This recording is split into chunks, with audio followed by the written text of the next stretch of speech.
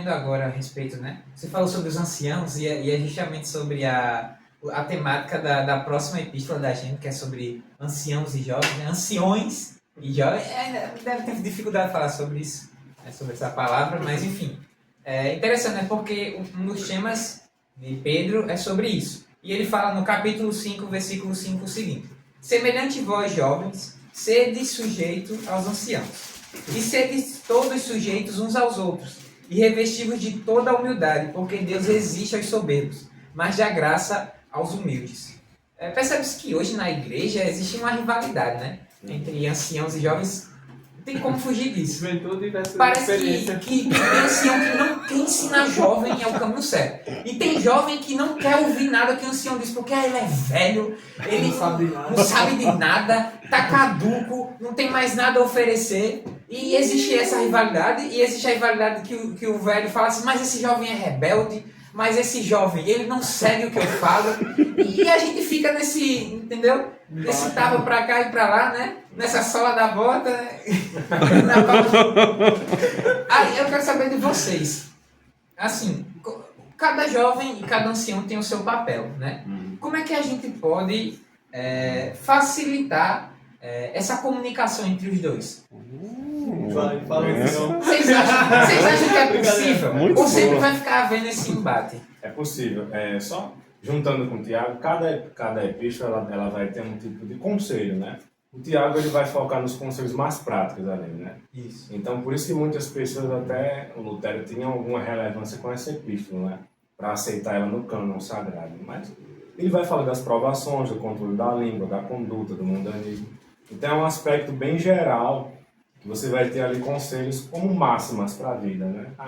Você faz isso, acontece isso, ou tenha cuidado disso por causa disso, né? Ou não diga isso. São coisas bem práticas do dia a dia que todos nós, você lendo Tiago, você vai perceber. E o Pedro, ele já vai categorizando os conselhos, né?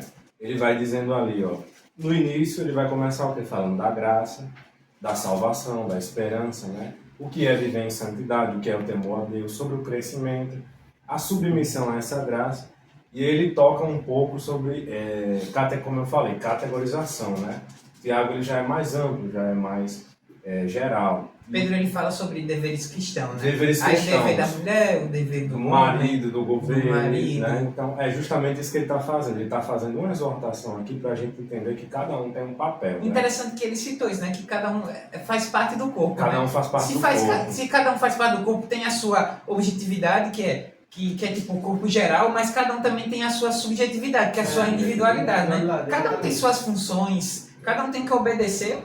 Acho que é isso que eu diria, porque assim, quando a gente chega especialmente nessa questão que ele vai falar para os anciões e os jovens, né?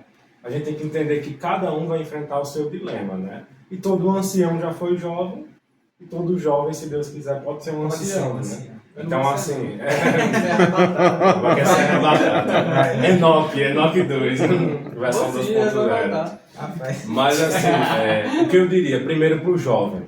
O jovem, ele precisa entender que aquela pessoa que já é mais idoso, ele veio de outra geração, veio de outro conhecimento. Ele talvez ele não tenha ideia de como funciona a mente da pessoa mais jovem de hoje, né? Então, o jovem primeiro tem que entender que aquela pessoa pode passar coisas boas para ele, e pode ser um exemplo do que era a vivência naquela época, né? Por exemplo, eu olho para meus avós, olho para meus pais, olho para meus tios, eu olho para os membros mais velhos da igreja e vejo percepções de mundo que eu não tenho, experiências que eu não vivi, o contexto do mundo que era diferente, né? Então eu posso aprender com eles. É claro que eles são falhos, vão ter ideias que ainda são assim um pouco retrógradas, né? Podem mudar. Às vezes podem ter certa dureza do novo, né? Então, isso faz parte, mas não quer dizer que a gente vai desprezar essas pessoas, porque a gente vai ver a virtude que há neles. Da mesma forma, os anciões podem ver que há virtude no jovem, né? Por mais que realmente seja difícil a vida do jovem, não quer dizer que o jovem é um desgraçado, né? Porque muitas vezes o que eu acho assim, é que os anciões pensam que porque a gente é jovem, um bando de desgraçado que está só esperando a hora de pecar, de cair. E não é assim, né? Tem que largar o verbo mesmo, né? É só o pecado sexual. Não, só o pecado sexual, tá só esperando para cair na fornicação, né? Não mente, não. E não é assim. É claro que a juventude ela tem estabilidade, mas essas mesmas pessoas elas tiveram seus conflitos na... Você pode ver que as pessoas mais velhas, nem todos eles casaram corretamente na igreja certinha, nem todos eles tiveram uma vida regrada como eles querem que a gente tenha, né? Então, não estou dizendo isso para apontar um ou sacrificar outro, estou dizendo que cada um vai ter os seus dramas naquela hora, né? Então, o que o Pedro está dizendo aqui é que um vai ter o respeito pelo outro, um vai ter o seu papel dentro da igreja e um vai ter que saber reconhecer as virtudes do outro, porque o jovem vai ter suas virtudes, o ancião vai ter suas virtudes, e um vai aprendendo e crescendo na sua função, né? Bom, a gente deu muita lapada, né? Muita trocação assim, pro lado e pro outro. Mas o cristianismo não é só sobre lapada, sobre exortação, né? Mas sobre amor também, né? E é onde João entra. Porque querendo ou não, ele é o quê? Mas isso foi muita coincidência, não é possível. É o cavaleiro do amor. É o cavaleiro do amor, né? Então, João, ele tem essa relação entre falar sobre o amor, né? Então, entre o amor fraternal, né? Entre o amor entre Deus e nós, né? Mas o amor fraternal, eu acho que ele faz muito essa relação, porque o que falta muito, que a gente vê, é o amor fraternal. Amar a Deus, às vezes, pode ser até mais fácil do que amar quem está do seu lado. Mas o que João fala é interessante. Como você pode amar quem você não vê, se você não ama nem quem está perto de você? Né? É interessante isso. E nós temos o irmão Felipe para falar um pouco sobre isso. Já como nós temos aqui do nosso lado o discípulo do Solov, né? Então ele é o melhor para falar sobre isso. Sei, não. Aconteceu um dia, né, que eu fiz um texto, aí depois desse dia disseram que eu era o apóstolo João, né? Mas vamos lá. A Epístola de João, queridos, assim, para a gente fazer só uma contextualização bem rápida, ela foi escrita entre vários propósitos, né, para combater o gnosticismo. Então, ali naquela época, o gnosticismo acabava dizendo que o conhecimento ele era superior à virtude, né? Ele era uma crença de que você ter um conhecimento seleto, reservado, um conhecimento mais fechado, era superior a você ter uma certa virtude, né? Ele acabava atacando a literalidade das escrituras e acabava dizendo que o sentido ali era maior do que aquele que você via ali em primeira mão, que só poderia ser compreendido por uma minoria seleta. Isso acabava atacando a fé de duas formas, porque em parte eles também diziam que o mal era constante e isso acabava ferindo o conceito de Deus como Criador, não é? E também que como a matéria era má, ela não era passível de ter muita virtude ou de ser algo boa. Isso vem muito da filosofia grega. Da filosofia grega, né? Em parte, então eles vão beber desse entendimento. Estoicismo. Então vai ter várias misturas ali, mas em suma os gnósticos eles iam atacar o quê? A ideia de que a encarnação de Cristo é uma coisa que não era possível, porque se a carne é mal, a matéria é mal, Jesus teria que ser mal, então Jesus seria mais um fantasma, né? Então o apóstolo João ele vai identificar ali essa heresia e vai condenar os padrões baixos dos gnósticos, né? Porque se a carne é mal e se realmente não tem como algo bom vir dali, ele vai acabar dizendo que infelizmente a gente vai ter que... Aí ele vai acabar dizendo que os padrões vão ser baixos, eu vou ter que... Não vou me importar em santidade, não vou me importar em ter uma ética. Aí João vem com a marreta, né? Para derrubar essa árvore do gnosticismo. Ele vai dizer o quê? Nós tocamos Jesus, a gente apalpou ele, a gente tocou ele, né? A gente tocou a palavra da vida, né? Então ele vai começar a dizer. E a gente tem que viver conforme um padrão mais elevado. Ele vai apresentar Deus como sendo luz e que nele não há trevas, né? Ele vai apresentar Jesus como um advogado. Ele vai apresentar o conceito da própria remissão do pecado, de que ele é o nosso justificador. E ele vai entrar nessa questão do amor fraternal, né? Porque João ele vai entender que, como Cristo sempre apresentou, né? A centralidade dessa ética é o amor, né? O amor a Deus e o amor ao próximo. Então, tudo isso vai girar entre um amor em que eu vejo a pessoa, eu me aproximo dela, e o amor ao próximo justifica o meu amor a Deus, né? Então, tanto o amor da fé a Deus quanto o amor ao próximo, eles estão interligados, um alimentando o outro, né? Então, é por isso que ele fala, né? Que eu não posso dizer que amo a Deus se eu não amo o meu irmão que eu vejo. Ele vai falar sobre o amor como uma conduta. Ele vai falar que o amor para colocar em xeque, né? O amor a Deus é diferente do amor ao mundo. A conduta, né, de comunhão. Eu tenho que amar Jesus Cristo. Tenho que não ser perfeito, porque eu ainda erro, mas eu tenho que ter o amor que vai me exercitar em santidade, em justiça para mim, pedir esse perdão, né? Então, tudo isso, ele vai ser, como a gente falou ali também em Pedro e em Tiago, né? Essas obras, elas vão ser justificadas acima de tudo pelo amor, né? Que é o próprio vínculo da perfeição e o fruto do Espírito, né? Pode falar. Só pegando um pouco um gancho do que você havia dito, né? Quando João ele apresenta a carta assim, né? Às vezes você, quando é um mero leitor, um leitor assim que não tem tanto profundidade na palavra, né? E nem teológica, às vezes chega a assustar, né? Por que ele está falando assim, né? Tipo, o que era desde o princípio, o que vimos, o que vimos com nossos olhos, o que temos contemplado, o que as nossas mãos apalparam, da palavra da vida. Aí vem as questionamentos, né? Por que ele escreveu assim, né? Porque, misericórdia, porque além do que Felipe disse, né? De ter vindo o cristianismo já ser bombardeado com essas ideias, né? Como o estoicismo e várias outras ideias filosóficas, isso aqui se enquadra no mesmo período em que surgiram as academias, que eu não sei se vocês conhecem, mas contextualizando um pouco, vai se popularizando, né? As academias surgiram como centros filosóficos. E o porquê que o nome é academia? Porque existia um deus, se não me engano era greco-romano, chamado Acadamos. E a ele, se não me engano, ele era, se não me engano, deus da sabedoria, alguma coisa assim. E esses centros de filosofia, onde iam pensar, foi dedicado a ele. E por isso que surgiu as academias, que hoje nós temos algumas faculdades, né, que se chamam Academia de não sei o que, de Letras. Academia Brasileira de Letras. Por quê? Eram centros filosóficos de onde vinham essas ideias. E sabe qual é a ideia que surgiu em uma dessas academias? Começou a rodear ali toda aquela região onde João estava, era de que Jesus Cristo não tinha ressuscitado. E de que Jesus Cristo, se ressuscitou, era só um homem. E de que ele não havia nem morrido. Diga aí. E de que ele não era nem o próprio Deus. E aí foi surgindo.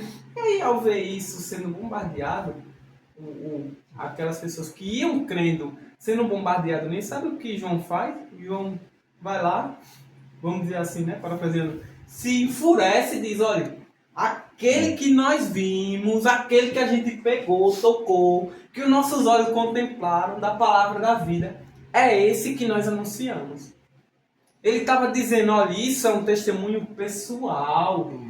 A gente aqui, nós os discípulos, os apóstolos, nós vimos, nós tocamos, nós sentimos, nós estávamos com ele. Vocês estão entendendo aí? Isso já também toca na questão do amor, né? Que eles exatamente, amor por aquela pessoa, né? Exatamente. Que era o Cristo, né? E é por isso que ele já começa trazendo como jogando essa bomba. Ele já começa com a marreta. Oh, é o tom. Ele já começa com essa bomba direta. Por quê? Que era para que aquele cristão que se visse bombardeado, pudesse passar a crer através de um testemunho pessoal. Agora eu tenho um alerta, não sei se o povo vai suportar. Não, vai não. Posso dizer? Tem coisa, voltando a falar sobre a fé, tem coisa mais edificante para a vida de alguém do que um testemunho? E assim, você testificar que aquilo realmente aconteceu, você não sendo mentiroso, claro, né? Não vou entrar na parte que Jesus disse, né? Porque o contexto não é esse, de que ele disse que se desse testemunho dele mesmo não era válido, o contexto não é esse. Mas imagina aí quantas pessoas não foram edificadas através desse testemunho de João. Tem um detalhe, que para fortalecer o testemunho deles, eles morreram por aquilo. Pode ter um testemunho maior do que esse, de você morrer por alguma causa. E me diga que fé faz você morrer por algo que não é verdadeiro, a não ser o cristianismo. Me diga. Que você morre na ignorância, mas se você souber que é mentira, você pois não morre. Né? Não morre não. Não morre. E o que... Meu Deus do céu. O que a pessoa estava ganhando Morrer por uma mentira. Morrer por uma mentira, saber que aquilo não era verdade. E até contra o próprio povo. Exatamente. E até contra o próprio povo, contra o povo mais dominante que existia, o Império Romano. E contra até suas próprias crenças, sua própria cultura. Sua própria religião, abdicar de si mesmo. Imagina aí a gente, né, tem algumas ideias que surgiam assim, você tem que dar... Se alguém bater em você, você tem que bater de volta. Tem que ser olho por olho, dentro por dentro. Essa é uma das leis mais antigas. Aí me diga aí, isso aí perdurava ali. Aí de repente chega Jesus Cristo, né, resumindo, chega Jesus Cristo, morre, ressuscita, vai pro céu, deixa lá os ensinamentos. Aí do nada alguém vai lá e fere você, né? Aí Felipe vai lá e não, eu te perdoo. Aí o cara, oxi, como assim? Como assim? Aí vem alguém... Mas é o amor, né? Aí vem alguém assim, não, peraí, como é? Não, eu perdoei, não, aquilo passou, acabou. Isso aí já expressa o amor de Cristo, né? Exatamente. E sabe quem é o maior beneficiado quando você perdoa? Você mesmo. É você mesmo. Porque você, além de tirar aquele fardo, aquele peso, você quebra a outra pessoa, você desconstrói aquela pessoa. Imagina aí, alguém fez um mal a você e você perdoa ela, é o contrário. E aí, enquanto pessoas acreditavam que deveriam ser egoístas, deveriam ter mais posse, mais riqueza, deveriam pagar na mesma moeda, o cristianismo diz o quê? Seja humilde, seja simples. Aqui você não vai ganhar nada. Se você tiver, amém. Mas se não tiver, você também não vai ganhar mais nada. Agora, o que você vai ganhar é o quê? É na eternidade. E aí motivou pessoas a saírem espalhando essa verdade e viverem de acordo com essa verdade. E aí volta tudo dentro daquilo que a gente já vinha falando a respeito de fé, de vivência, de obra, de prática, de amor. Porque eu acho que não tem uma prova de amor maior do que essa, como o próprio João diz, né? De dar a vida pelos seus inimigos. Provavelmente a produção deve estar rindo pra mim agora, mas parece que tudo tá conectado aqui, né? Porque quando a gente vai falar de um tema, o outro tema se conecta. O outro tema se conecta, tá né? Conectado. Perfeitamente balanceado. Enfim, né? Mas depois de tudo isso que a gente falou, a gente precisa também entrar. Você vai querer dar sua conclusão? Sim, seria só uma conclusão rápida, Certo. porque eu acredito que isso é um aviso para todos nós, né? Um aviso um tanto grave que algumas pessoas podem até não gostar. Mas a gente tem que acabar com esse negócio de que Deus é amor, Jesus é amor, o amor. Gente, o amor bíblico, ele separa o erro. Você vê que na mesma epístola que João está falando sobre o amor, ele também está falando sobre o espírito do anticristo e sobre falsos mestres, que a gente vai pegar o gancho para Judas agora, né? Mas mesmo assim a gente tem que entender o seguinte: existe o amor fraternal, existe o amor cristão, mas o erro ainda é erro. A gente não pode aceitar as coisas em nome do amor, a gente não pode aceitar tudo porque é bom, porque é amoroso, porque é respeitoso, mas isso tem a ver com a verdade. Então o que João está dizendo é que Deus é luz, Deus é amor, mas ele não tolera o erro. Então existe o amor fraternal, existe o amor de Deus, existe o amor comunhão, mas mesmo assim a heresia ali deveria ser combatida. E o próprio João diz, isso é o espírito do anticristo. Nessa época, é como se eu estivesse dizendo, né? Nessa época o espírito do anticristo está tentando negar a encarnação de Cristo, está tentando negar a realidade da obra. Então se Jesus não veio em carne, se realmente a matéria é má, então não existe santidade, não existe salvação, a gente vai viver do jeito que a gente quer. Então eu posso aceitar isso em nome do amor? Padrões baixos, uma ética baixa, em nome do amor? Então é isso que as pessoas querem empurrar para os cristãos e às vezes até mesmo cristãos dentro da própria igreja. Querem criar seu próprio evangelho. Então aí fica o aviso, né? Você gostando ou não, você não pode criar seu próprio evangelho. Você não pode criar sua própria crença. Se você quer um evangelho que se adeque a seus gostos, suas preferências, rasgue a Bíblia e saia da igreja e vai inventar a sua religião. Porque o amor não é aceitar tudo. Ou você fica com a Bíblia ou você fica com o que você quer. Então, isso é um aviso correto, porque João ele não hesitou, o discípulo do amor não hesitou em dizer que quem faz o mal, quem pratica a injustiça é filho do diabo, é filho da injustiça, é das trevas. Então você vê que na epístola do amor tem umas facadas tramontina Corte rápido. lá também, né? Então você tem que se cuidar, porque isso é uma advertência para mim primeiro, né? Então o cristão, ele tem essa briga com o erro, com os falsos mestres, que a gente vai ver em Judas agora, o Clímax, né? Mas a gente tem que guardar isso. O amor não aceita tudo. O amor, ele anda lado a lado com a verdade e com a justiça. E a gente tem que saber separar isso. É verdade. Encaixou perfeitamente, né, com a carta que a gente vai entrar agora, né, com a epístola que vamos entrar agora, que é sobre Judas, né? Porque Judas fala o quê? Versículo 3 diz: Amados, procurando eu escrever-vos com toda a diligência acerca da comum salvação, tive por necessidade escrever-vos e exortar-vos a batalhar pela fé que uma vez foi dada aos santos. Porque se introduziram alguns que já antes estavam escritos para este mesmo juízo, homens ímpios, que converteram em dissolução a graça de Deus e negam a Deus, único dominador e Senhor nosso Jesus Cristo. Então eles negando Jesus, esses falsos profetas, esses dissolutos que espalham que Cristo não ressuscitou, que espalham que não devemos amar uns aos outros, que é como ele falou, né, anticristos, né? Porque quando você prega, você nega a Cristo, você é um anticristo, não tem como, né? Como Jesus fala, né? Ele encontra alguns discípulos querendo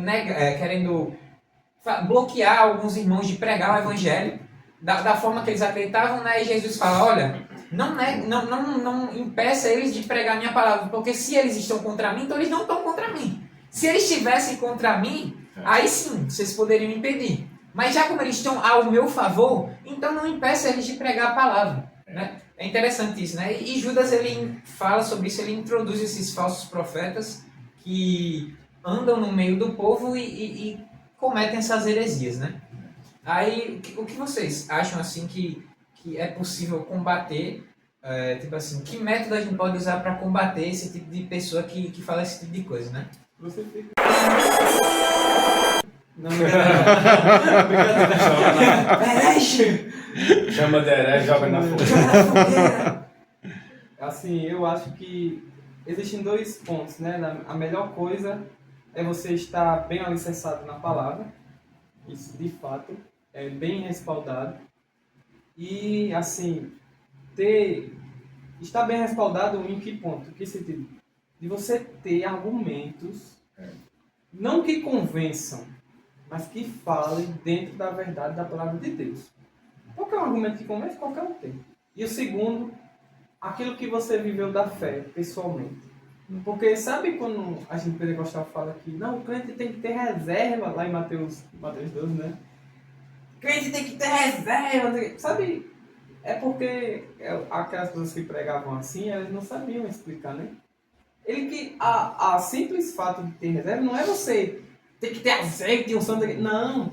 Aquilo ali está falando de você ter tempo de oração. Algumas pessoas não sabiam expressar e usavam o quê? Figuras de linguagem, não é isso? E uma das figuras de linguagem de reserva é isso.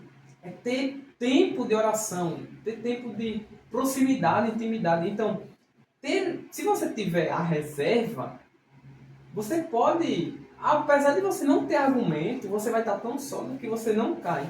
Porque, vamos pôr uma situação aqui.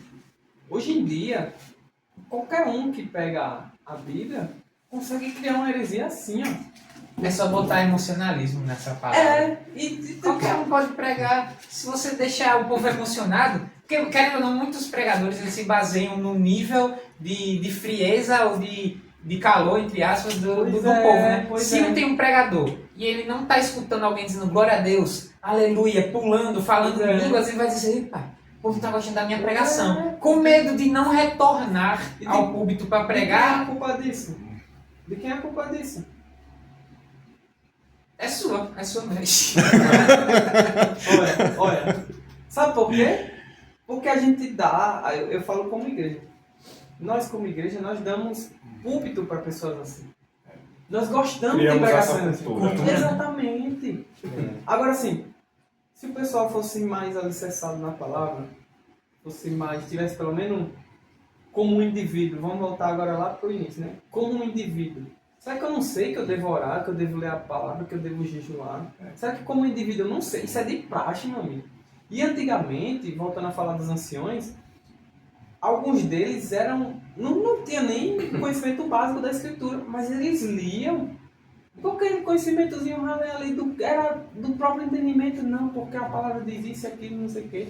eles ouviam outros, mas eles não deixavam, não abriam mão de orar e de jejuar. Hoje em dia a gente vê assim, eu digo isso porque a gente vê em várias igrejas onde você vai, assim, você vê pessoas que são assim, muito radical dentro do que a palavra diz. Mas quando você chama para um momento de oração, não vai. Quando você chama para ter um momento ali de jejum, não faz. Você tá falando Estranho. do fogo, do reteté? Também, no geral. No geral. No geral, é. Só que a gente tem que estar equilibrado entre saber defender bem, saber explicar bem, saber ensinar bem e saber também viver essa palavra. Porque não está adiantando de nada eu ter um conhecimento tão específico, vamos supor, sobre a carta de Judas, porque ele botou o número 1, botou o número 2 e começa com saudação, e a letra A da carta é um A e não sei o que e tudo mais, que veio do Egito, do grego, e não adianta de nada se você não demonstra isso na sua vivência. Vamos demonstrar que você conhece a carta de Judas vivendo?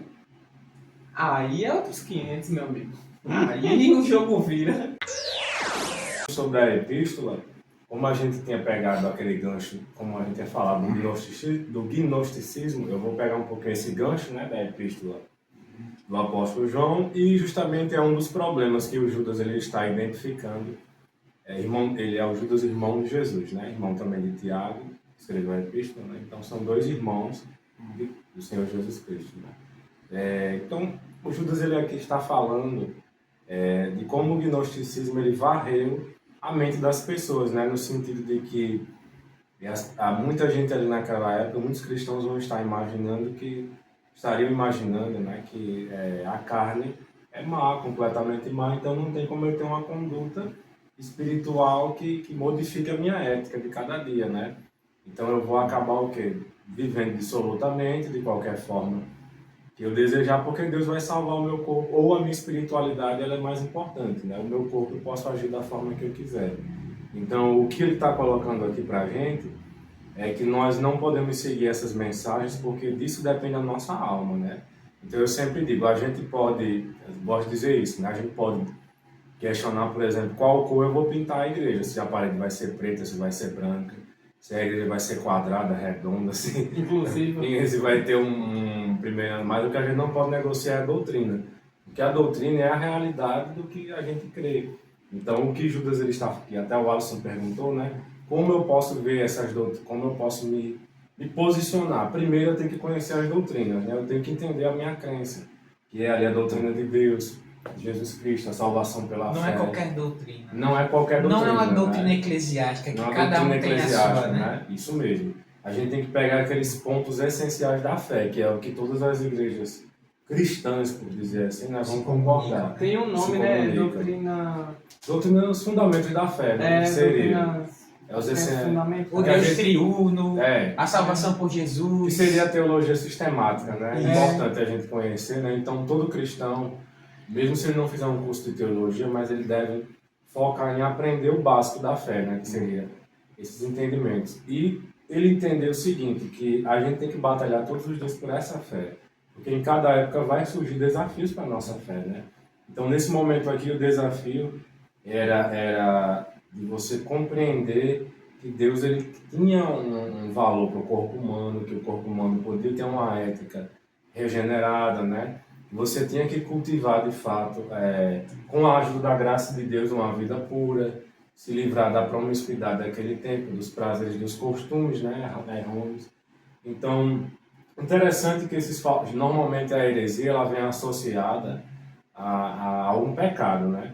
Então você pode ver que muitas seitas, muitas heresias, muitos falsos mestres, normalmente aparece um escândalo relacionado a isso, né? E às vezes até uma má interpretação bíblica, né? Uma má interpretação bíblica. A gente tem que ter muito cuidado com a má interpretação.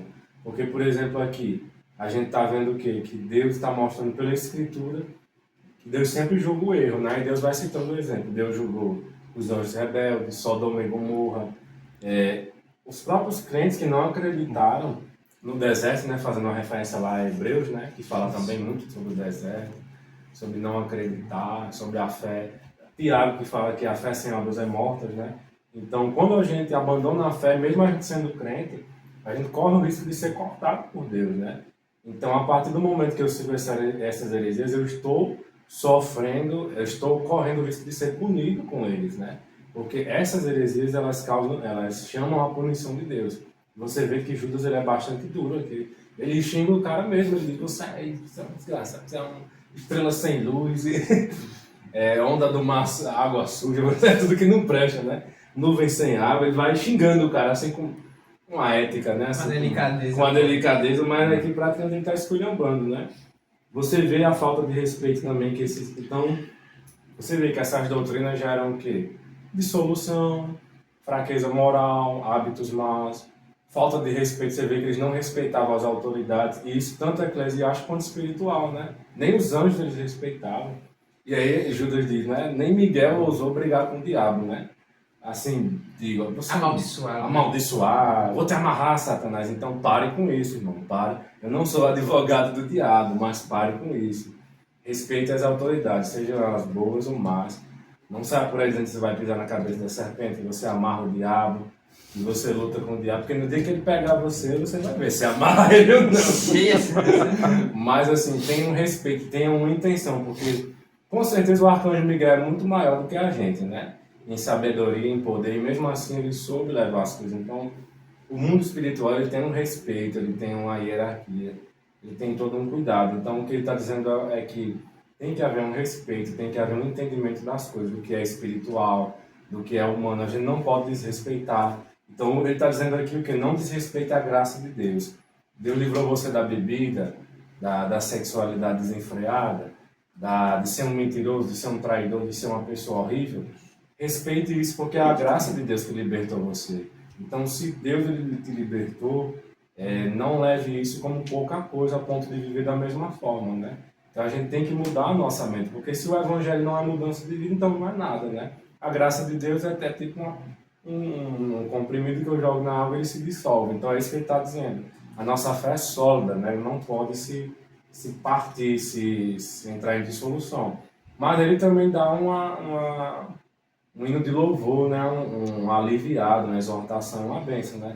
Que diz que Deus é poderoso para nos manter de pé, né? Ele louva a Deus, ele diz que Deus realmente é aquele que limpa nossas manchas, né? Então, não tem desculpa. Deus ele dá toda a capacidade para a gente se manter de pé, para a gente batalhar pela nossa fé. Só basta a gente querer, né? Ter esse comprometimento, que é o que ele está falando. Né? A passagem de Hebreus, para finalizar aqui, né? Antes de vocês fazerem um resumo, que eu vou querer que vocês façam sobre tudo, mas é bem curto, né? Tem uma palavra aqui em Hebreus 10, diz assim, 23. Retenhamos firme a confissão da nossa esperança, porque fiel é o que prometeu. E consideremos-nos uns aos outros para nos estimularmos ao amor e às boas obras. E não deixando a nossa congregação, como é o costume de alguns. Antes, admoestando-nos uns aos outros, tanto mais quanto vedes que vai se aproximando aquele dia.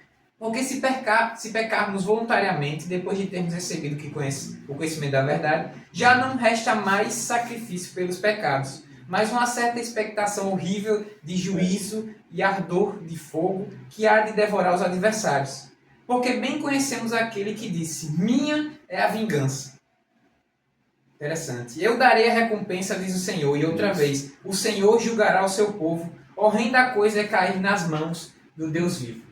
Olha o que Deus fala, é interessante, né? Se é Deus que é a vingança, se é Deus que vai julgar, então a gente se bota no nosso lugar.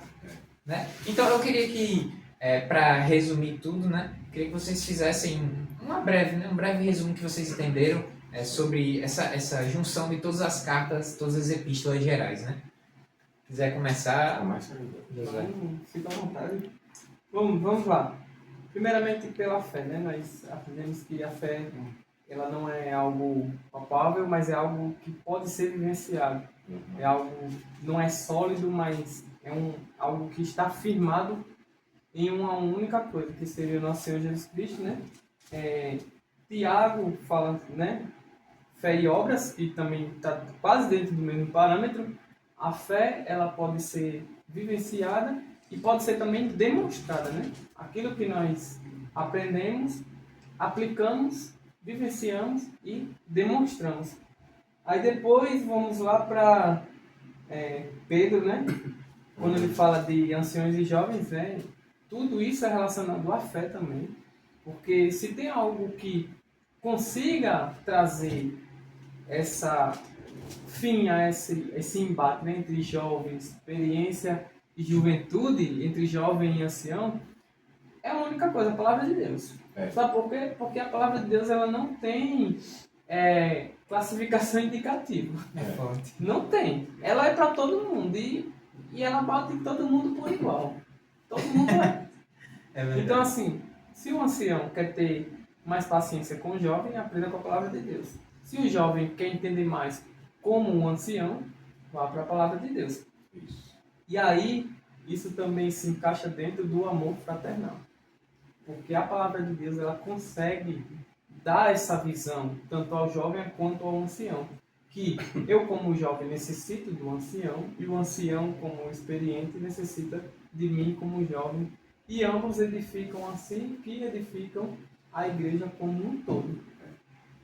E aí, nós concluímos com esse ensinamento, vamos dizer assim, judaico, de Judas, né? Que ele põe... Agora que eu Judaico de Judas. Sei, não. Que ele põe mais uma vez um certo contraponto àqueles que são falsos mestres, falsos líderes, ímpios, que são falsos também.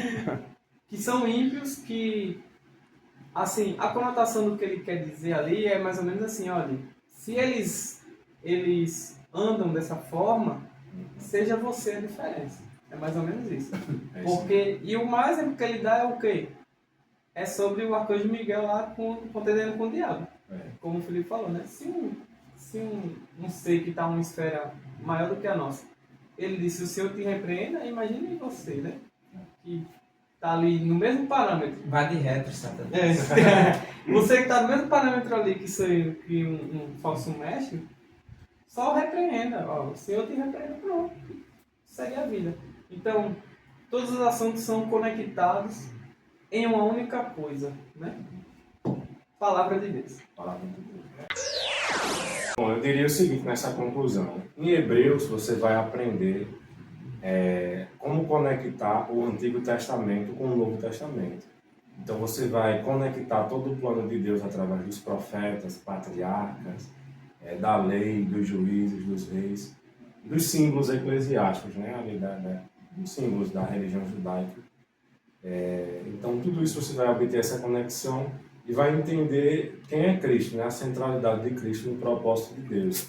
Então, Hebreus é uma epístola excelente para você ter essa noção geral da sua fé e também para você explicar a alguém que quer, porventura, conhecer como é que o Novo Testamento se conecta ao Antigo, né? Então, isso é muito bom. Você vai ver a fé ali como uma prática, como eu estava dizendo lá na hora que a gente falou sobre Hebreus, uma prática que vai envolver tudo de si, né? Ela vai ser um estilo de vida, né? Um estilo de vida viver pela fé realmente, no sentido de cosmovisão mesmo. Você vai compreender tudo, desde do primeiro sopro até a morte, né? Você vai entender a realidade através da fé. Já em Tiago, eu vou descer mais para o prático, para o dia a dia, né? Eu vou ver ali como é o dia a dia de uma pessoa que realmente tem fé, né? Então, além dos feitos grandiosos que uma pessoa que tem fé, tanto Deus pode me usar para realizar coisas grandiosas, coisas incríveis, como realizou, como fez através daquelas pessoas, né? Mas em Tiago eu também vou ver que eu vivo pela fé quando eu controlo a minha língua, quando eu entendo que Deus é que controla o tempo, que eu não tenho controle da minha vida, quando eu entendo ali sobre as provações, que eu preciso me manter firme, né? E aí, já indo para Pedro, eu vou entender como funciona a igreja no sentido de esperança, perseverança. Vou entender em qual categoria eu estou, né? Como é que eu posso suportar as provações, como é que eu posso me relacionar com os meus irmãos. Já indo para João, eu posso entender ali como funciona o amor fraternal, o que é o erro, entender como é que o erro se relaciona com a justiça, com o engano, entender essa dualidade entre o mundo e Deus, entre ser filho de Deus e ser filho das trevas. Entender que ninguém é predestinado a isso, no sentido de que você nasce ou filho de Deus ou filho das trevas, mas é uma escolha, né? Eu posso me fazer realmente um filho das trevas ou um falso profeta, dependendo do caminho que eu seguir. né? Então, por isso que há esses alertas, essas exortações, né? A gente não falou também, mas só tocando rapidamente em 2º e 3º João, que também são epístolas universais, porque 2º João ele vai ser endereçado ali, os estudiosos falam, né? Que é uma senhora cristã e a sua família, e o 3º João é um obreiro, né? Que o nome é Gaio. Isso. E ali eles dois vão ter esse exemplo de fé, né? Apesar de ser uma epístola curta, mas ali no modo do João, aquele modo bem carinhoso, bem caloroso, ele vai elogiar a conduta deles. E isso também serve universalmente como comportamento. Não deixa né? para eles, mas serve como algo geral, porque não foi endereçado a uma igreja, né? Então, então, tipo assim, o exemplo de 2º e 3º João são epístolas curtinhas, mas são muito práticas também. E por fim, ali eu acredito que Judas, né? Judas ele me dá a esperança de que Deus pode me manter firme na fé, né? Não é os cariotas. Não é os cariotas, esqueci de falar isso. Mas eu acredito que é isso. Manter-se firme na fé é difícil, realmente, mas Deus ele está conosco, né? Isso que Judas quer dizer, que é uma batalha, né? A fé em si mesma ela é uma batalha, né? E você pode correr o risco até de perder tudo aqui nessa vida, né? Mas que Deus nos dê força para viver essa carreira, né? Que o que Ele pedir de nós em cada história, né? Nós estejamos sempre firmes para cumprir, né? Porque a recompensa da fé não é aqui. A gente vai, igual o Alisson falou, né? Foi muito interessante quando ele disse aquilo, que nós realmente vamos morrer sem ver a promessa, né? Todos nós, a não ser que Jesus volte. Aí é só vitória, né? Eu espero que aconteça logo. Eu espero que aconteça, mas se Jesus se ele demorar mais um pouco, a gente vai morrer tudinho sem ver nada. Tu quer saber como você descobre se a pessoa é crente de verdade ou não? Pergunte pra ela o que ela mais quer da vida. Se ela começar assim, não, eu quero casar. Eu quero não é crente, não é crente. Eu quero casa. Meu amigo, isso vai ficar aqui na terra. E aí essa pessoa também.